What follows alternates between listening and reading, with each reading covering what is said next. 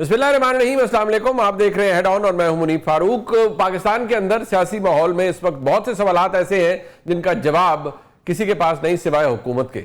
और हुकूमत बहुत कुछ कर रही है, खुद को बहुत ताकतवर महसूस कर रही है और आगे भी बहुत कुछ करने का प्लान कर चुकी है। हुकूमत के इरादे क्या हैं, इस पर बात कर लेते हैं। हमारे साथ मौजूद हैं वज़ीर इत्तलात और नशियात जनाब अताउल्लाह ताहिर साहब। ताहिर साहब, बहुत शुक्रिया आपका। ताहिर साहब, अगर मैं बात का आगाज इशू से करूं कि अब 27वीं आईनी तरमीम आ गई, मंजूर हो गई। पाकिस्तान की अदलिया के अंदर दो नाम, बड़े नाम थे पाकिस्तान की सबसे बड़ी अदालत के, यानी सुप्रीम कोर्ट के, वो मुस्ताफ़ी हो गए। लाहौर हाई कोर्ट से एक जज साहब मुस्ताफ़ी हो गए और जज साहिबान के मुस्ताफ़ी होने की इत्तलात हैं कि वो तैयारी कर रहे हैं।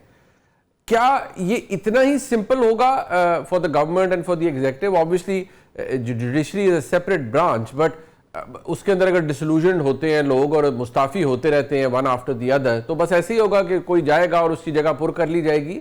या आप चाहते हैं या महसूस करते हैं कि नहीं, अदलिया के मौजूद जज साहिबान को नहीं जाना चाहिए, there is no harm in 27th amendment? मेरे नजदीक ये इररिलेवेंट इशू है। इस पे अनफॉर्चुनेटली पॉलिटिक्स खेली गई है, क्योंकि एक जो लाहौर हाई कोर्ट के ऑनरेबल जज साहब थे, वो सलमान अकरम राजा साहब के करीबी अजीज हैं, उनके ब्रदर इन लॉ हैं जी। और ऑब्वियसली उनकी एफिलिएशन है, उन्होंने बेहतर समझा इस्तीफा देने का। और बाकी भी देखें अगर आप, तो पॉलिटिकल लेटर्स आए, पॉलिटिकल इस्तीफे आए, जिसके अंदर तमाम चीजें पॉलिटिक्स के हवाले से थी, आइन के हवाले से नहीं थी। यानी आप कहते हैं कि जी हम आइन की बालादस्ती को तस्लीम करते हैं, पार्लियामान को एक बालादस्त इदारा मानते हैं, पार्लियामान का इख्तियार था आईनी तरमीम करने का, उन्होंने की है, तो बागियाना शेर लिख के तो ये काम नहीं होता। तो मुझे लगता है कि किसी की सेहत पे कोई फर्क नहीं पड़ा और पब्लिक को कोई सरोकार नहीं है। अभी हमने इस्लामाबाद में 2 लाख का कॉन्सर्ट करवाया अभी 2 दिन पहले, और अवाम का एक जम्मे गफीर था, फैमिलीज लोग आ रहे थे, एंजॉय कर रहे थे, किसी को कोई फर्क नहीं पड़ा कि कोई इस्तीफा मुल्क के अंदर आया है। Life goes on as usual. और तारीख में भी आपका पार्लियामान से क्या इख्तिलाफ है? आप चाहते हैं कि जी हमारे पास वो इख्तियार रहे कि हम पार्लियामेंट्स को डिसॉल्व करें, प्रेसिडेंट प्राइम मिनिस्टर्स को घर भेजें। तो देखिए, पार्लियामान एक बालादस्त इदारा है, उसने एक फैसला किया है जो उसके इख्तियार में था। तो मेरा ख्याल है इन इस्तीफों से कोई फर्क नहीं पड़ेगा आम आदमी की जिंदगी पे। और बिल्कुल एक ऑप्टिक्स के लिए प्ले टू द गैलरी किया गया है और वो भी नाकाम रहा है। मुझे नहीं लगता कि इसमें कोई वजन है, दमखम है। जो बार काउंसिल्स हैं वो अपोजिशन की हिमायत याफ्ता ग्रुप हार चुके, सुप्रीम कोर्ट बार एसोसिएशन का इलेक्शन हार चुके। तो इसमें अब कोई पॉसिबिलिटी नजर नहीं आती कि कोई बुकरा इसमें शरीक हो या कोई मूवमेंट की शक्ल इख्तियार करें। तो I think it's a past and close transaction. Tariq साहब, क्योंकि आप खुद वकील हैं, आप अदालतों में पेश होते रहे हैं, ऑब्वियसली जब आपकी क़यादत ज़ेरे अताब भी थी, so you well understand the mechanism and how things work. But issue यहाँ ये है कि अब आपने एक सुपर स्ट्रक्चर क्रिएट कर दिया है आईनी अदालत में। आप इसलिए कह रहा हूँ कि ऑब्वियसली आप उसके प्रोपोनेंट थे, गवर्नमेंट ने, जारी बात है, गवर्नमेंट वो तरमीम लेकर आई। अब आपने एक सुपर स्ट्रक्चर क्रिएट कर दिया है, वहाँ जो आईनी अदालत के अंदर केसेज हैं, वकला कहते हैं कि जी उनकी तादाद तो महज 150-200 के करीब है। जो पेंडेंसी का असल मामला है वो तो अनएड्रेस्ड है अभी भी, और 27वीं तरमीम उसको एड्रेस करती ही नहीं है सिरे से। So how is it going to help? मतलब फिर 27वीं आईनी तरमीम हुकूमत ने अपने मफाद में, निज़ाम ने अपने मफाद में तो की है, लेकिन आम जनरल पब्लिक को उसको कोई फायदा नहीं है। देखिए, बात यह है कि आईनी केसेस अदालत का 50% वक्त ले जाते थे, और ये कहना गलत नहीं होगा कि जो आम आदमी के केसेस थे वो कई कई साल लिंगर ऑन करते थे। अब जो सिस्टम आया है और आईनी अदालत का एक क्याम हुआ है, तो आम शहरी के केसेस को वक्त कम लगेगा, डेडिकेटेड टाइम दिया जाएगा और अदालत के निज़ाम में बेहतरी आएगी, case load management, work management. तो मैं ये समझता हूं कि ये बड़ा एक मौसर सिस्टम है और दुनिया के कई ममालिक में ये मौजूद है। सो मैं तो समझता हूं कि ये एक बहुत ही करामत चीज है, बड़ी एक हौसला अफजा चीज है। और एक्सेस टू जस्टिस, मुल्क के अंदर आइन की, कानून की हुक्मरानी के लिए, आम आदमी को इंसाफ की फराहमी के लिए ये बड़ा ही एक करामत चीज साबित होगी इंशाल्लाह ताला। तारिक साहब, एक जो पहली बात है, अपोजिशन की सबसे बड़ी जमात तहरीक इंसाफ है और ओवरऑल उनके जो इस वक्त इत्तेहादी हैं, चाहे वो जनाब महमूद खान रज़ाई साहब हो, अल्लामा राजा नासिर अब्बास साहब हो, वो कह रही है कि इस तरमीम के अंदर एक अदम तहफ़्फ़ुज़ का एलिमेंट है, ये इमरान खान साहब के खौफ में तरमीम की गई हैं, ये इम्यूनिटीज़ की बातें चाहे प्रेसिडेंट साहब को दी जाए, कहीं भी दी जाए, तो इनके अंदर एक अदम तहफ़्फ़ुज़ का आंसर है। अब how do you like to respond to that, because exist तो करती है, प्राइम मिनिस्टर साहब withdrew the immunity that was offered to him, I think बड़ा बड़ा बहुत ज़बरदस्त और वाइज डिसीजन था, but what about the other parts? वो कह रहे हैं कि इसलिए किया जा रहा है कि खुद को तहफ़्फ़ुज़ देने के लिए सब कुछ हो रहा है। नहीं, मैं समझता हूं कि क्या खौफ, अल्लाह का शुक्र अदा करते हैं, वो बिल्कुल उसकी सियासत इरेलेवेंट हो चुकी है जिसका आप नाम ले रहे हैं। उसकी पार्टी 10 हिस्सों में बढ़ चुकी है। उसने एक वजीर आला खैबर पख्तूनख्वा में ऐसा लगाया है कि जिसको ना गवर्नेंस का पता है, ना एजुकेशन का, ना हेल्थ का, ना इंफ्रास्ट्रक्चर का, ना इनोवेशन का, ना टेक्नोलॉजी का, ना एआई का, बुलदार प्लस प्लस लगा दिया है। तो देखिए, मैं नहीं समझता कि ये किसी के खौफ में की गई है। सिस्टम्स मजबूत हुए हैं, गवर्नेंस बेहतर हुई है, वफाक का सूबों से रिश्ता मजबूत हुआ है, एंड आई थिंक ये ओवरऑल मुल्क के अंदर कोहिजन के लिए बेहतर है। और आर्म फोर्सेस को एम्पावर किया गया है, उसमें कोहिजन लाई गई है आर्टिकल 243 के तहत। और इन तरमीम के तहत जो ऑब्जेक्टिव था वो गवर्नेंस को बेहतर करना, मुल्क के अंदर दिफा को बेहतर करना और वफाक के सूबों से रिश्ते को मजबूत करना था, तो वो पर्पस अचीव हुआ है। और जुडिशल रिफॉर्म शामिल थे। तो मैं नहीं समझता कि कोई खौफ है या कोई ऑपोजिशन को, ये उनकी खाम ख्याली हो सकती है। एक heightened sense of self importance हो सकती है, इसके अलावा ये कुछ भी नहीं है। तार साहब, अभी आपने खैबर पख्तूनख्वा के चीफ मिनिस्टर का जिक्र किया, आपने अभी उनका इंतखाब नहीं हुआ था तो आपने कहा क्रिमिनल माइंडेड शख्स को ला रहे हैं, आपने एक पूरा एक चार्जशीट पेश कर दी वफाकी हुकूमत ने कि ये भी मामला है, ये भी केसेस हैं, स्टफ लाइक दैट। बट अब जारी बात है, he is the elected chief minister और उनकी जमात ने उनको बड़ा ओवरवेलमिंग मेजोरिटी के साथ चीफ मिनिस्टर मुंतखब किया है।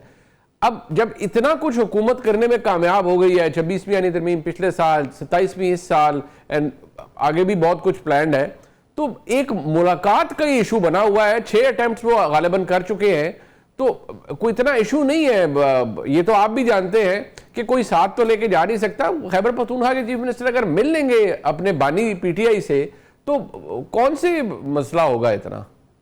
नहीं, मसला कोई नहीं। वजीर आजम को तो मिलने आके, जो उनकी कॉन्स्टिट्यूशनल ड्यूटी है, और अपने सूबे की बेहतरी के लिए आके बात करें। वजीर आजम से मिलना उनको काबिल कबूल नहीं है, और वो एक सजा याफ्ता मुजरिम को मिलना चाहते हैं, तो उसके जेल रूल्स मौजूद हैं, वो किसी के लिए वायलेट नहीं किए जा सकते। और वजीर आजम ने जब उन्हें कहा कि आके मिलें, इसलिए कहा कि वहां पे खैबर पख्तूनख्वा के इश्यूज डिस्कस हों, वहां पे हालात में बेहतरी लाई जाए, और एक कॉन्स्टिट्यूशनल रिक्वायरमेंट है वो पूरी हो। मगर वो इंटरेस्टेड नहीं है।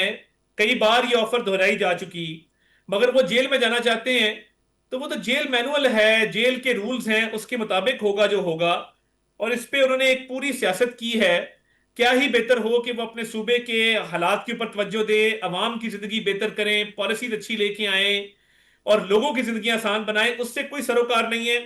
लीडर की अंधी तकलीद है और उसके तहत ही मामला चल रहे हैं। इसके अलावा उनको और कोई काम नहीं है, दिन रात उनके इसी काम में। तारिक साहब, मुझे याद है माजी में आप जब अदालतों में पेश होते थे, आप हर अपने छोटे बड़े लीडर, अपने कुलीग, सबके लिए अदालतों में आपने बाकायदा, allow me to use the word, धक्के खाए हैं। आपने अदालतों से फैसले लेकर राइट्स क्रिएट करवाए कि यार इसको यहाँ रिलीफ मिले, इसको यहाँ रिलीफ मिले, जो आप कर सकते थे डिस्पाइट द फैक्ट के बहुत से मसाइल थे। आज की तारीख में अदालत ने उनका एक राइट क्रिएट किया है कि वो अदालत मिल सकते हैं अपने बानी पीटीआई से, लेकिन कोई उसको मानने को तैयार नहीं है। मैं समझता हूं कि वफाक या आपके जेर इंतजाम अडयाला जेल नहीं है, बट आप ये तो कर सकते हैं कि एटलीस्ट कहें कि नहीं, अदालत के हुक्म पर अमल दरामद होना चाहिए।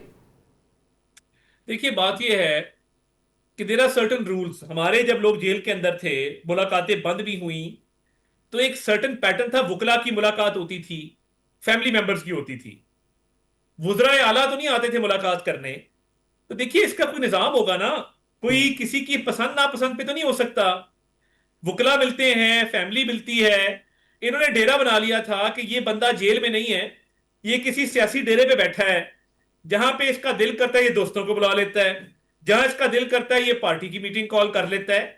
ये जेल है, कोई मतलब ये किसी पार्टी पे तो नहीं आए हुए कि जहां इनको हर शख्स से मिलवाया जाए और हर शख्स की तक रसाई मुमकिन बनाई जाए और इनके तमाम अहकामात को बजा लाया जाए। ये नहीं हो सकता।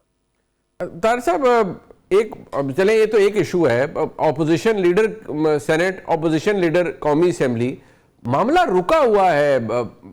अब मुझे समझ ये नहीं आती कि इन चीजों से भी फर्क क्या पड़ जाता है कि आप एक कंफर्टेबल मेजोरिटी में है, you have everything going your way, you are the government at this time, तो ये छोटे छोटे इश्यूज तो एड्रेस हो सकते हैं। स्पीकर साहब आपकी जमात से हैं, बड़े ऑनरेबल शख्सियत है, ये कुछ ना कुछ स्पेस तो आपको अपोजिशन को देनी पड़ेगी। देखिए, उसका एक जाब्ता है, एक तरीकेकार है।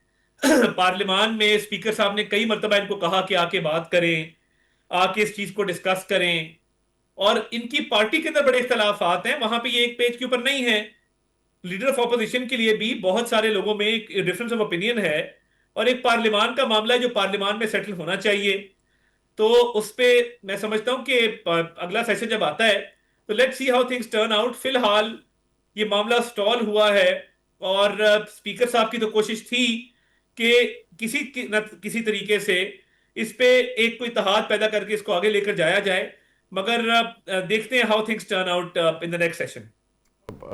ऑब्वियसली नेक्स्ट सेशन के अंदर तो जारी बात है, बहुत सारी चीजें हम एक्सपेक्ट कर सकते हैं। तार साहब, एक बात जो अब बहुत से लोग उसके ऊपर ओपिनियन भी है, I mean as senior as people like Sohail बड़ायत साहब, जारी बात है उनका एक कॉलम है, हमारे लिए मोहतरम है, आपके हमारे हम सबके मोहतरम है।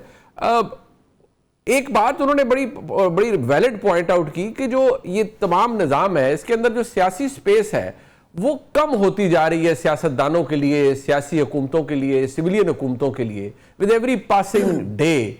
Do you agree to that? नहीं, आई डोंट एग्री। मैं समझता हूं कि ये सियासतदानों के अपने तर्ज अमल पर डिपेंड करता है कि वो कितनी स्पेस लेते, कितनी नहीं लेते।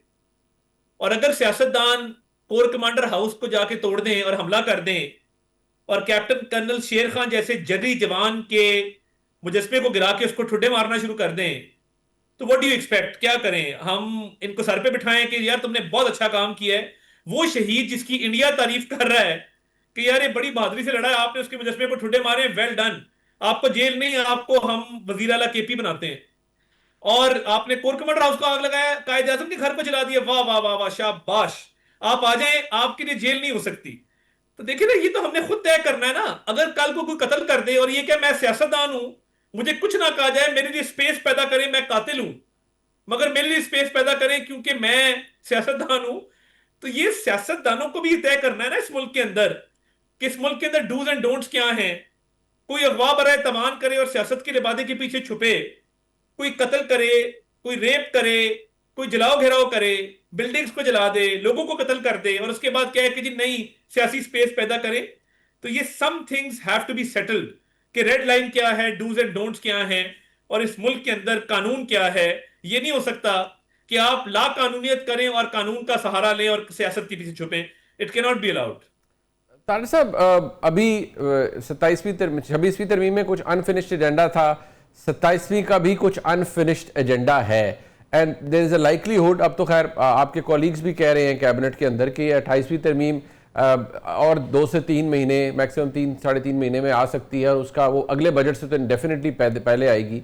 पीपल्स पार्टी के दोस्त, आपके कोलीग्स, दे जेलसली गार्ड करते हैं एनएफसी के फॉर्मूले को।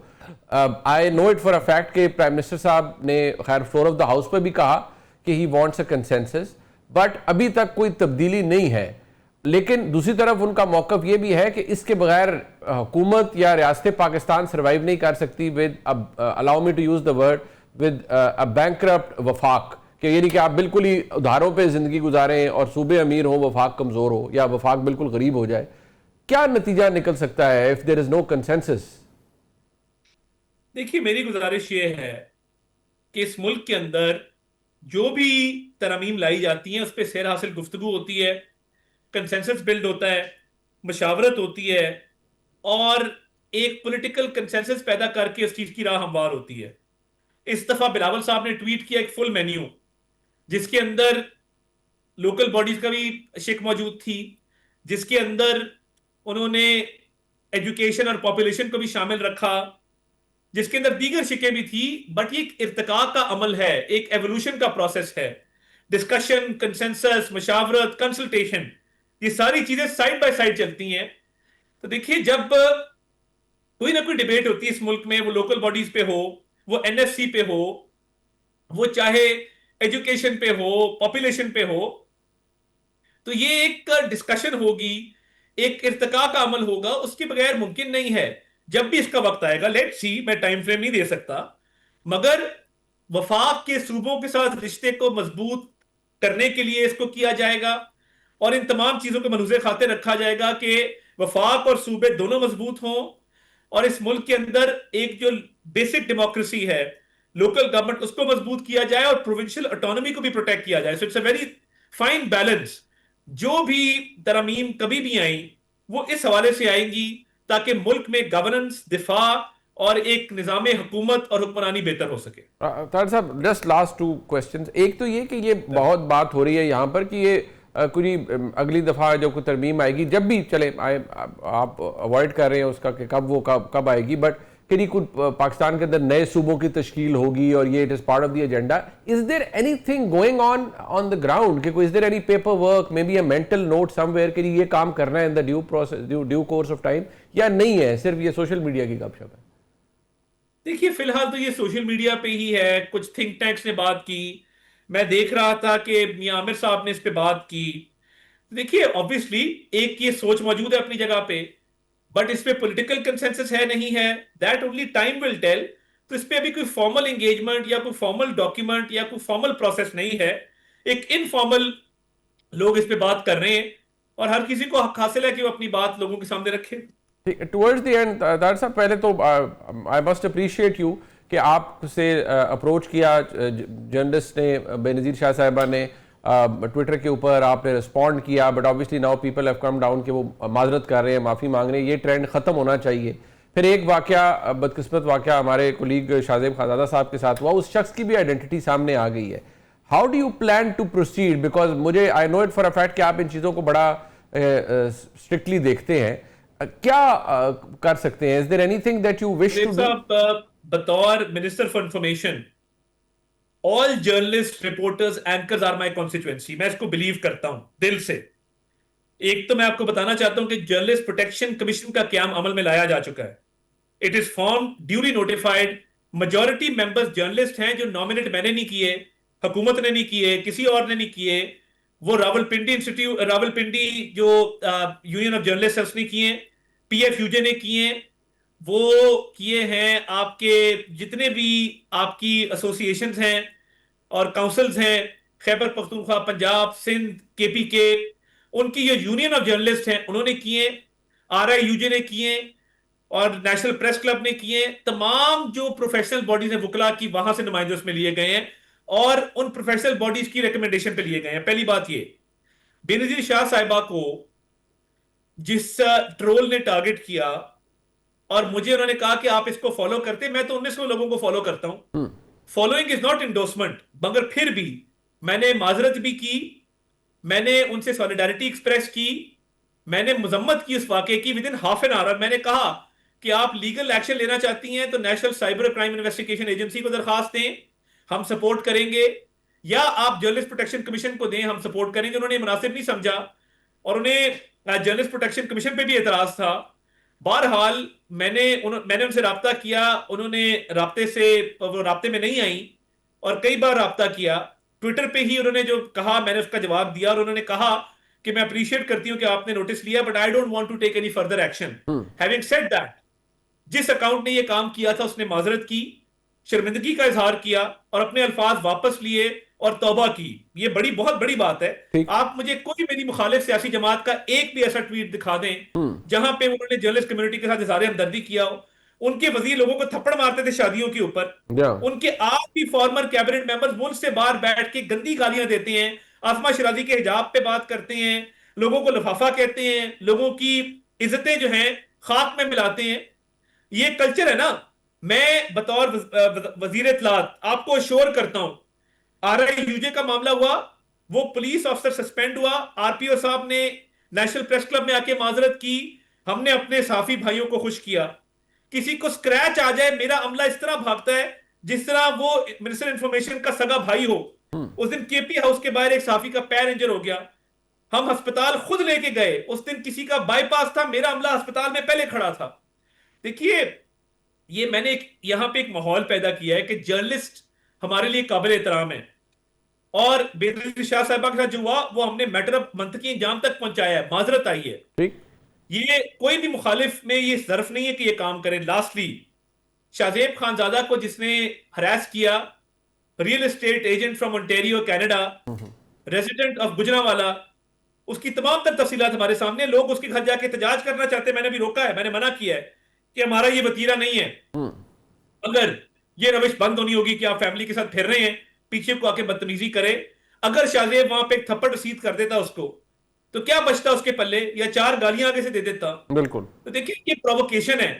लीगली भी आप ये नहीं कर सकते। आपने किसी को प्रोवोक किया है, थ्रेट किया है, he is bound to respond. Patience लोग शो करते हैं, मगर रेस्ट एश्योर्ड, ये इस रियल एस्टेट एजेंट को बकायदा कैफरे किरदार तक पहुंचाया जाएगा ताकि आइंदा कोई ये हरकत ना करे। और हमारे लोग बड़े मुश्किल है, मैंने बड़ी मुश्किल रोका है उनको।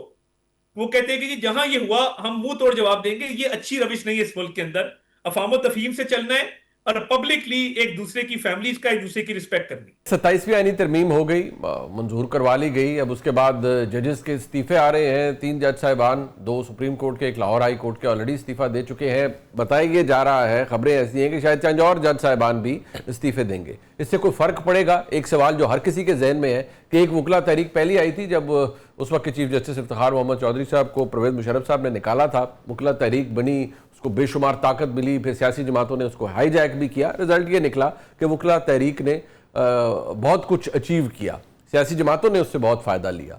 आज क्या कुछ ऐसा होने जा रहा है? तहरीक दोबारा शुरू हो सकती है, वकला निकल सकते हैं। सवाल ये भी है कि उस वक्त बार काउंसिल्स यकजा थी, आज बार काउंसिल्स भी बटी हुई हैं। क्या ऐसी सूरत हाल में तमाम वकला, यानी जिसे हम कहते हैं काला कोट, बाहर निकलेगा और यकसुई के साथ यूनाइटेड होके किसी फ्रंट पर बात कर सकता है, एहतजाज कर सकता है, 27वीं तरमीम के खिलाफ बात कर सकता है? ये तमाम मामलात अहम है। इस पर बात उन लोगों से नहीं कि जो सिर्फ फैशनेबल जिनका कॉन्डक्ट हो, बल्कि एक्चुअली जो पल्स समझते हैं, जो बार पॉलिटिक्स को भी समझते हैं, जो समझते हैं कि क्या वकला के अंदर वो इस वक्त पैशन मौजूद है कि वो सड़कों पर आ सकते हैं या इस हुकूमत के खिलाफ कोई एहतजाज कर सकते हैं। इस पर बात करने के लिए मेरे साथ मौजूद हैं, इस्लामाबाद स्टूडियोज़ में मेरे ज्वाइन कर रहे हैं जनाब रियासत अली आज़ाद साहब, जो कि साबिक सदर है इस्लामाबाद हाई कोर्ट बार के। रियासत साहब, बहुत शुक्रिया आपका। और मियाँ मेरे साथ लाहौर स्टूडियो में मौजूद है मियाँ दाऊद साहब, जो कि एडवोकेट हैं हाई कोर्ट के, और मुतअद्दिद केसेस के अंदर उन्होंने उनकी वो रहनुमाई भी करते हैं हमारी, और बहुत सारी चीज़ें उनके सामने आती भी हैं, ख़ासे ओपिनियनेटेड भी हैं, बड़ा खुलकर अपने जो नुक्ता नज़र है उसका इजहार करते हैं। मियाँ साहब, आपको भी बहुत शुक्रिया। सबसे पहले अगर मैं मियाँ साहब से आगाज़ करना चाहूँ, ये 27वीं आईनी तरमीम हुई, इसके कॉन्टोर्स के ऊपर आम तौर पर जब आप वकला से ऑफ द रिकॉर्ड बात करते हैं तो वो कहते ज़रूर हैं, बेशक वो कोई इतने फ़ैन ना हो मंसूर अली शाह साहब के या थरमिन अल्लाह साहब के या चंद जज साहबान को, कहते तो यार ये हुआ, मतलब इंडिपेंडेंस ऑफ जुडिशरी कॉम्प्रोमाइज़ हो गई है फाइनली, और ये एग्जेक्टिव की पकड़ आ गई है, और फिर जजेस के इस्तीफे भी। तो आपको फील होता है एज ए लॉयर कि यार ज़्यादा हो गया है? वैसे मैं ऑन ओथ बताऊं, मुझे किसी भी वकील ने ऑफ द रिकॉर्ड ये नहीं कहा कि ये 27वीं आईनी तरमीम जो है वो गलत मंजूर हुई है और इसमें जजेस जो हैं वो एग्जेक्टिव के मातहत आ गए। जजेस तो ना पहले एग्जेक्टिव के मातहत थे ना अब हैं। जुडिशल कमीशन ऑफ पाकिस्तान में ये मैटर जाना जो सबसे ज़्यादा जिसके ऊपर निशानदेही की जाती है कि जजेस के तबादले जो है एज अ पनिशमेंट जो है वो किए जाएंगे। तो जुडिशल कमीशन ऑफ पाकिस्तान की आप हैयत देखें तो वो तो आज भी वहाँ पर जजेस जो हैं उनकी तादाद ज़्यादा है। तो जज साहबान जो हैं और जो वहाँ पर जुडिशल कमीशन के मेंबरान में जो बज़ाहिर एक अपोजिशन जमात है तहरीक इंसाफ, उनके जो 2 मेंबरान होंगे वो सारे आइन की खातर इकट्ठे हों, जज साहबान भी आइन की खातर इकट्ठे हों, तो वो हर उस जज का इस्तीफ़ा जो है वो रिजेक्ट कर दें जिसको गवर्नमेंट ने प्रपोज किया हो। फर्ज कर लें गवर्नमेंट ने प्रपोज किया कि जस्टिस मुनीब साहब जो हैं इनको किसी जगह के ऊपर तबादला कर दिया जाए, तो वो जुडिशल कमीशन के अरकान की तादाद, वहाँ पर जज साहबान की तादाद ज़्यादा है और वो अब उसको वोटिंग करके वोट आउट कर दें कि जी हमने अपने जज का इस्तीफ़ा जो है वो नहीं देना। अभी आपके साथ जो आपके कोलीग्स हैं यहाँ पर, ऑब्वियसली आप लाहौर हाई कोर्ट में भी जाते हैं, दीगर जगहों पर भी, कोई सेंटिमेंट है वकला में, डिसल्यूजनड है कि नहीं यार ये 27वीं आईनी तरमीम गलत हुई है, तहरीक चल रही है, चले एक धड़ा आप कह सकते हैं वकला का, जो प्रो पीटीआई धड़ा है उनके अंदर अपने पॉलिटिकल मकासद की वजह से वो 27वीं आईनी तरमीम के ऊपर एतराज करते हैं। 27वीं आईनी तरमीम के ऊपर कोई आईनी और कानूनी एतराज किया जाए, सबसे बड़ा एतराज ये आ रहा है कि जी हुकूमत के कंट्रोल में अदलिया चली गई। अच्छा फर्ज कर लें हुकूमत के कंट्रोल में अदलिया चलेगी, हमने ये तस्लीम कर लिया, तो क्या हुकूमत रोज एक जज के सामने 25 केसेस लगे होंगे तो वो उन 25 केसेस में उनको फोन करके कहेगी हुकूमत के ये 25 केसेस के फैसले ये कर दें? जज साहबान ने फिर भी फैसले अपने ज़मीर के मुताबिक करने हैं। और फर्ज कर लें, ये भी तस्लीम कर लें, सारा इशू ज़मीर का है, ज़मीर को भी बेचारा बड़ा बदनाम हो गया। वो कहते हैं कानून के मुताबिक हो, आइन के मुताबिक हो, ज़मीर ने छड़ दो। तो वो प्रॉब्लम तो फिर भी जज साहबान के अंदर है ना। अब जज साहबान अच्छे ले आए, जज साहबान अच्छे होने चाहिए, वो बावजूद इसके कि गवर्नमेंट उनको करे वो पनिशमेंट बर्दाश्त कर लें, आइन और कानून से हट के फैसला ना करें। अच्छा बट एक बात मैं रियासत साहब आपसे ही पूछना चाहूंगा कि देखिए 27वीं आईनी तरमीम आ गई, गो कि मैं जाती तौर पर एग्री नहीं करता 18वीं तरमीम को और 27वीं और 26वीं तरमीम को आप कंपेयर इसलिए नहीं कर सकते कि कहाँ 10 महीने साल की डिलिब्रेशन डिस्कशंस और कहाँ आपने हरिडली एक तरमीम 26वीं भी पास हो गई जिस तरीके से हुई, 27वीं भी हो गई। चले मैं उसके सिर्फ जुडिशल कंपोनेंट के ऊपर बात कर रहा हूँ। मुझे सिर्फ ये बताएं कि आप इसके खिलाफ हैं, आप इसके ऊपर आवाज पहले भी उठाते रहे, आपको 26वीं आईनी तरमीम पे भी बड़ा एतराज था, फर्क तो कुछ ना पड़ा। क्या आप वकला बरादरी जिसकी बात हम करते हैं वो इसके खिलाफ कोई एहतजाज कर सकती है? जजेस तो जारी बात है जब वो इस्तीफा देते हैं डेट मीन्स कि वो गिव अप कर रहे हैं इस निजाम के अंदर। 3 जजेस कर चुके हैं और की खबर है कि वो करना चाह रहे हैं। देखिए हमने 26वीं तरमीम को मुनीब भाई इसलिए अपोज किया था कि हमने कहा जी जुडिशल स्ट्रक्चर उससे जो है वो सारा डिस्टर्ब हो गया है, ट्राइकॉटमी ऑफ पावर उससे सारी डिस्टर्ब हो गई है, इंडिपेंडेंस ऑफ जुडिशरी और फिर सेपरेशन ऑफ पावर जो 175 सब आर्टिकल 3 के अंदर था कि आपने अदलिया को इंतजामिया से अलग करना है प्रोग्रेसिवली विद इन 14 ईयर्स, जो ना हुआ। अब तो आपने जुडिशल कमीशन की हैयत ऐसी कर दी है, पहले ठीक है मैं इस बात से किसी हद तक एग्री करता हूं कि जो पहले था जुडिशल कमीशन उसके अंदर बिल्कुल ठीक है कि कुछ ऐसे रिश्तेदारों को भी जजेस बनाया गया, लेकिन इसका मतलब ये तो नहीं है कि अब आप ऐसा जुडिशल कमीशन बना दें और जो जजेस अभी आपने लगाए कहते हैं कि जी वो लिस्ट नहीं खत्म कर सकते थे, तो अभी भी जो आपने AR कार्निलियस भर्ती किए हैं क्या वो कोर्ट के अंदर बैठे हुए ऑर्डर डिक्टेट करवा सकते हैं? अभी वालों में भी बड़े मसाइल जजेस के नाम और मैं उनको जानता हूं, ठीक है, वो ऑर्डर नहीं लिखवा सकते कोर्ट के अंदर बैठ के, तो आपने क्या इसके अंदर तब्दीली की? सिर्फ इसलिए आपने ये आईनी कोड बनाई है कि आपकी हमने जब 26वीं तरमीम को चैलेंज किया हमने उस बेंच के हेड को कहा कि आप बेनिफिशियरी आप नहीं सुन सकते, no one can be a जज फॉर हिज ओन कॉज। आज वक्त ने साबित किया कि वो जस्टिस अमीनुद्दीन आज चीफ जस्टिस बन गए जिन्होंने नवंबर में 27 तारीख को रिटायर होना था।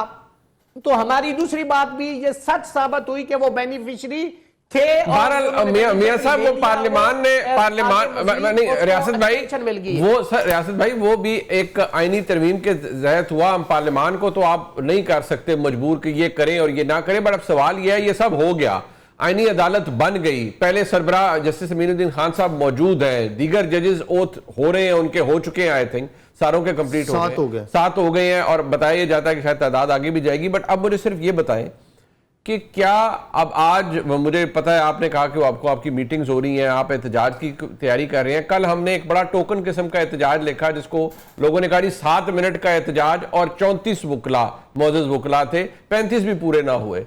मुझे ये बताएं कि वो जिस तरह सड़क गर्म होती है किसी भी निज़ाम के खिलाफ, निज़ाम अदल के अंदर जो प्रॉब्लम्स के खिलाफ, यहां तो कोई तहरीक ऐसी नहीं है जो आप चला सकें। आपको क्या लगता है, उम्मीदें क्या है आपकी कि आप क्या कर पाएंगे तहरीक के हवाले से? 2007 की तहरीक से इसका मुआवजा नहीं कर सकते। उस वक्त एक साइड पे डिक्टेटर था, दूसरी साइड पे तमाम पॉलिटिकल पार्टीज और तमाम वकला एक साइड पे थे। आज वो सिचुएशन नहीं है और उस वक्त 2 धड़े नहीं थे। ये जो आज हमारे वकला के 2 धड़े हैं, ये तो जब 31 जुलाई की जजमेंट आई है उसके बाद ये धड़ा बना है। जो आज पाकिस्तान बार काउंसिल या सुप्रीम कोर्ट में बैठे हैं, चूंकि वो अपना वो एक मैं छोटा सा शेर अर्ज करूंगा, सोने के पिंजरे में मिल जाए जिन्हें गिजा चांदी की, उम्र भर उनको आजादियां अच्छी नहीं लगती। तो लोगों के बेनिफिट्स हैं, जाती मफाद के लिए वहां पे खड़े हैं, वकला को ये थ्रेट किया जाता है आपको सुप्रीम कोर्ट का लाइसेंस नहीं देंगे अगर आप बाहर निकले, आपका ये रेफरेंस पड़ा आपके खिलाफ ये फैसला कर देंगे। ये कोई तरीकेकार है? आइन और कानून मैं रियासत भाई से क्वेश्चन वाले मैं समझता हूं कि जितना नुकसान इस मुल्क के अंदर, मैं रियासत भाई गुजारिश ये है कि कल लाहौर के अंदर जो हुआ मैंने जनाब को अर्ज कर दिया, कराची, सखर, हैदराबाद के अंदर आप फरमा रहे हैं वकला बिल्कुल तैयार भी होंगे, जोश में भी होंगे, बट मेरा सवाल सिर्फ ये है कि जो बातें आपने फरमाई हैं उससे तो मुझे ये लगता है कि ये बात साबित होती है कि वकला के अंदर डिवीजन है, और अगर डिवीजन मौजूद है तो फिर ऐसी सूरत हाल में तहरीक नहीं चल पाएगी जिस तरह की तहरीक आप चलाना चाह रहे हैं। इंशाल्लाह मुनीब भाई तहरीक भी चलेगी डिवीजन के बावजूद। जैसे मियां साहब फरमा रहे थे कि मुझे कोई वकील नहीं मिला जिसने कहा, मुझे मुस्लिम लीग नून के वकला कहते हैं कि रियासत आपका स्टांस बिल्कुल ठीक है, हमारी मजबूरी हम नहीं बात कर सकते। पता नहीं मियां साहब वकीलों से मिलते ही नहीं है, पता नहीं किन लोगों से मिलते हैं जिनको ये रेफर कर रहे हैं। हम तो रोज वकीलों से मिलते हैं बाहर में, लोग रोज उस पर अपना इज़हार ख्याल करते हैं कि यार मुल्क का बेड़ा गर्क हो गया, आइन का बेड़ा गर्क हो गया, अदलिया का बेड़ा गर्क हो गया। लोग हमारे साथ तो बात करते हैं, मियां साहब से किसी वजह से हो सकता है ना करते हो, तो मैं वो रीजन मियां साहब आपको मेरे बड़े भाई हैं, भी चलेगी, आपको लोग भी नजर आएंगे। मुनीब भाई हफ्ता का आप वेट करें। सर मैं तो चाहूंगा कि आपकी तहरीक चले। 35 का फिगर ये मियां साहब कहते नहीं 34, इन्होंने 34 का कहा, 35,000 बल्कि 35 लाख वकला आप निकले, सारे पाकिस्तान से निकले, तो मुझे तो खुशी होगी, मेरे लिए तो वो खबर होगी, मैं कवर करूंगा। बात ये है कि आप या फिर आपका पल्स पे मियां साहब हाथ नहीं है, रियासत साहब नहीं, मैं रियासत भाई से सवाल है कि करना चाहता हूं, मेरे बड़े भाई हैं। रियासत भाई, हम 26वीं और 27वीं आईनी तरमीम को रोल बैक करके मुझे बताएं, अब इसका हल बताएं। ये नहीं है, क्या करें? हम वापस फिर उसी अंधेरे में जाके खड़े होते हैं। देखें, आप कह रहे हैं कि जी इसको रोल बैक कर दें तो क्या वो हो जाएगा? आपने 184(3) को 27वीं तरमीम में खत्म कर दिया है। इंतजामिया गवर्नमेंट तो कभी भी नहीं चाहती वो आईनी अदालत में चला गया मामला, कोई भी अवाम का कोई मामला जुडिशरी की साइड पे टेकअप हो। आज कोई पब्लिक एट लार्ज का या पब्लिक इंटरेस्ट का या ह्यूमन राइट्स का इशू होता है, हुकूमत उसके साथ चशमपोशी करती है, अदलिया भी नहीं लेती, तो वो अवाम किधर जाएगी?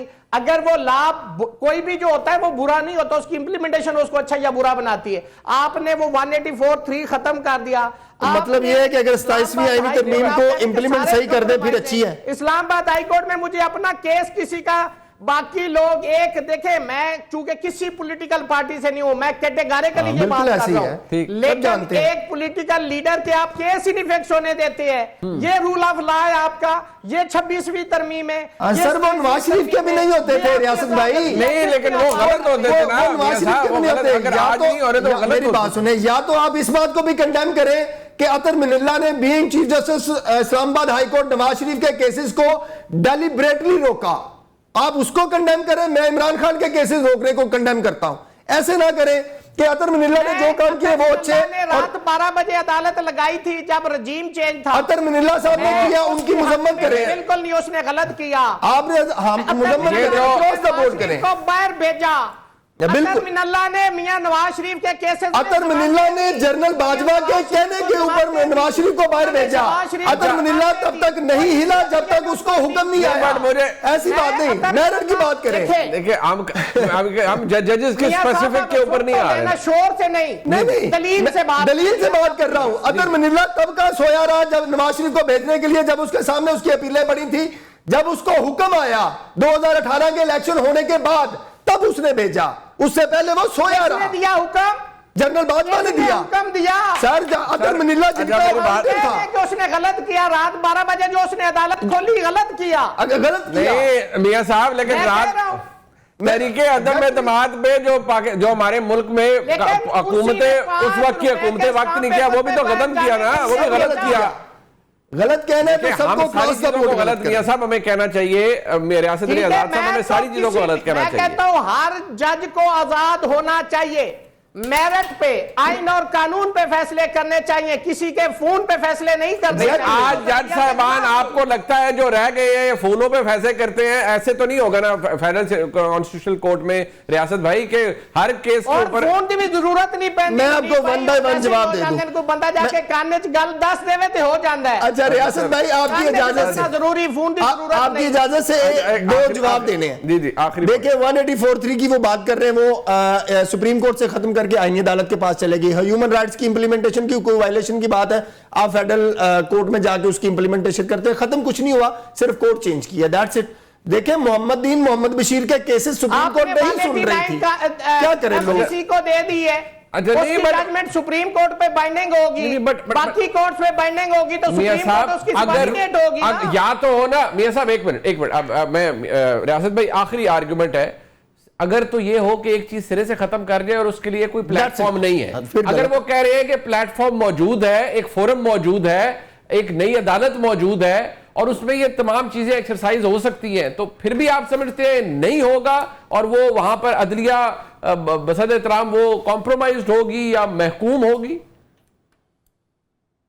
सर मैं आपको एक चीज आज कर दूं मुनीब भाई, मैं बीइंग स्टूडेंट ऑफ लॉ आपको ये बात कर रहा हूं, हमें तो हर जज के पास पेश होना है, हमारा तो प्रोफेशन ये है, लेकिन इस वक्त जितना बुरा हाल अदलिया का है, टेबल विल टर्न, यही सियासतदान जिनको इस्तेमाल किया गया है और यही पार्लियामेंट जिसके ऊपर हजार सवाल उठाए जा रहे हैं कि ये पार्लियामेंट की लेजिटिमेसी इन क्वेश्चन है, ये लोग आपको चीखते और चिल्लाते और फिर इसी अदलिया की तरफ मुंह करते हुए आपको दिखाई देंगे। ये मेरा क्लिप आपने संभाल के रखना है और उस वक्त ये कहेंगे कि हमें तो यार पता हमसे करवा लिया कि हम तो मजबूर थे, आपको पता है हमारी क्या मजबूरियां हैं। ये लोग ये बात करते हुए आपको दिखाई देंगे। तो आज प्यार और मोहब्बत की पींगे चढ़ा रहे हैं ना और बड़े शादियाने बजा रहे हैं, यही लोग आपको चीखते और चिल्लाते इस मुल्क के अंदर आपको नजर आएंगे। बस ठीक है, नहीं ये पींगे रियासत अली आजाद साहब के जो आज ढल रही हैं और जो मोहब्बत चल रही है हर तरफ, यही लोग फिर बाद में दुहाई देते हुए नजर आएंगे कि गलती हुई। मैं शुक्रिया अदा करूंगा मियां दाऊद साहब का और जनाब रियासत अली आजाद साहब का। प्रोग्राम आपने देखा जिसका फीडबैक जरूर दीजिएगा। देखते हैं, शुक्रिया, खुदा हाफिज़।